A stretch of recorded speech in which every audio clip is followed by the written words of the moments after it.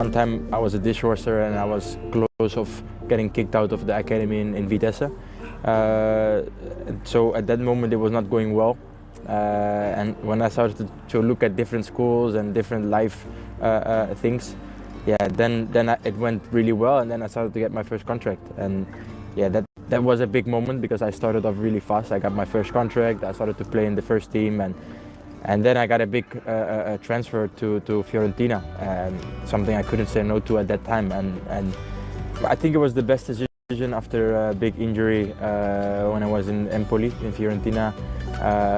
I had a big injury. It was a big decision for me to take matter in own hands and to do my own recovery in Belgium.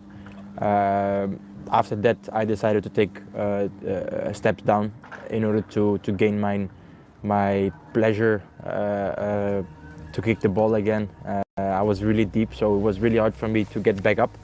But I knew I needed to play almost every game in order to restore my faith in myself, in the confidence, and in the pleasure in playing football. I think that there were so many young players.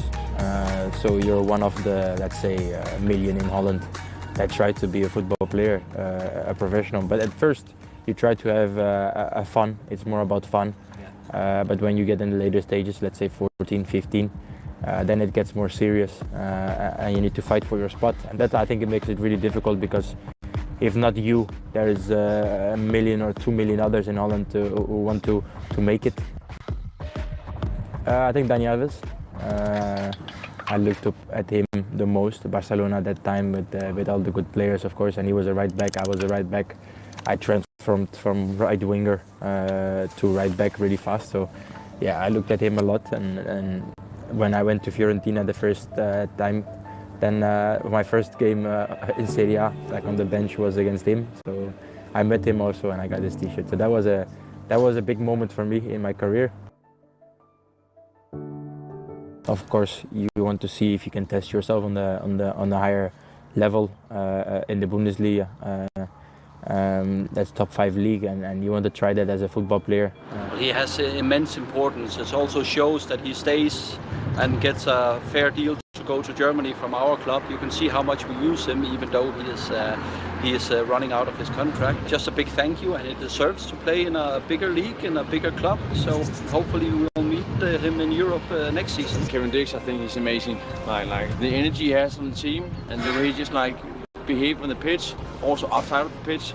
I think he's a nice personality, and he's just good for the team. Treat him nice. He's well loved in Copenhagen. He's done what we expected of him and much more, and he would always be welcome back.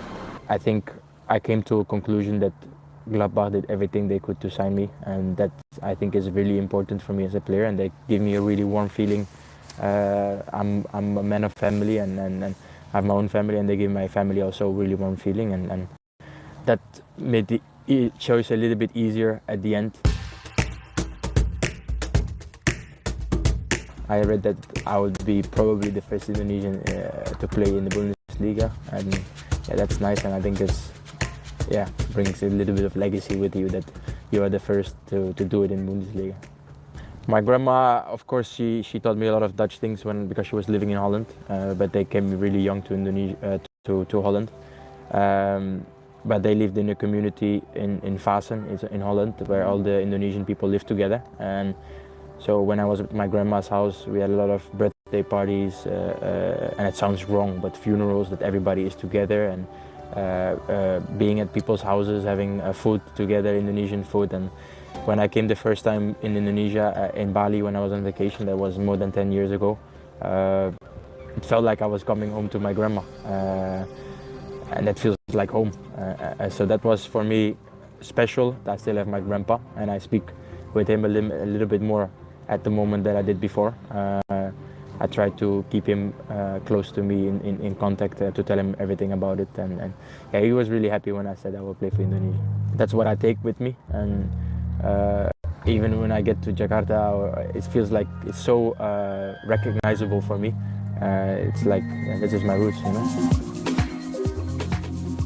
Now it's China, and we look forward to that game, and then we see after what will happen when we play Japan. Yeah, that's really huge. I think when I expected a thing, like I expected that it would be big, but not this big in terms of support, in terms of the stadium, the fans, La Grande Indonesia, like all those parts.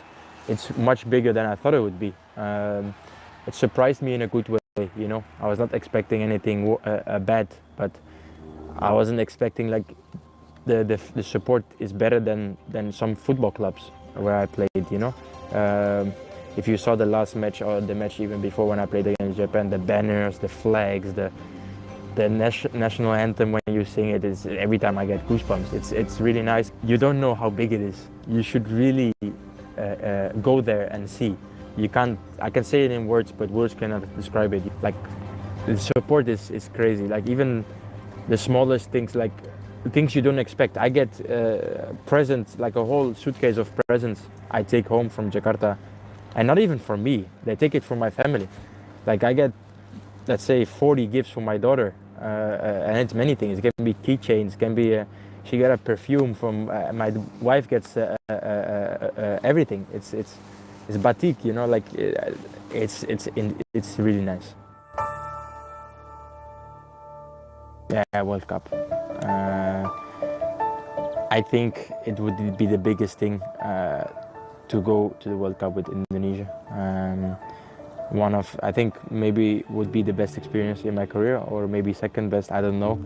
But yeah, I have to experience to feel that. But everybody has the same dream and everybody is working really hard towards that dream. I'm in contact with Jay almost every day to talk about many things, the national team and what we can improve or what we can do, how to help the team, and sometimes I text other guys from the team to, you know. This nation that had never qualified for a World Cup is on track to finally make it in 2026. We have to talk about Indonesia. With 285 million people, they played the World Cup 1938 as a Dutch colony, but as an independent nation never qualified. But that could change right now, as Indonesia are pulling the Uno reverse card. After 350 years of Dutch imperialism, now they are the ones taking Dutch players. Every good footballer in the Netherlands that has some Indonesian heritage will get a call from manager Patrick Kluivert, ironically also a Dutch legend. And so in Indonesia's team that beat China today, 13 of the 23 squad players were born in the Netherlands. This win over China has just secured them a top 4 finish in their World Cup qualifying group, which means Indonesia are advancing to the 4th round of the AFC qualifiers, where they'll be put into a group of 3. Potential opponents there are the UAE, Oman, Iraq, Qatar or Saudi Arabia. If Indonesia manage to top that group, they have booked their ticket for the World Cup 2026. And even if they finish second there, they still have a chance to make it through another playoff round. So chances are pretty good that we'll finally see the Garuda on the biggest football stage in North America.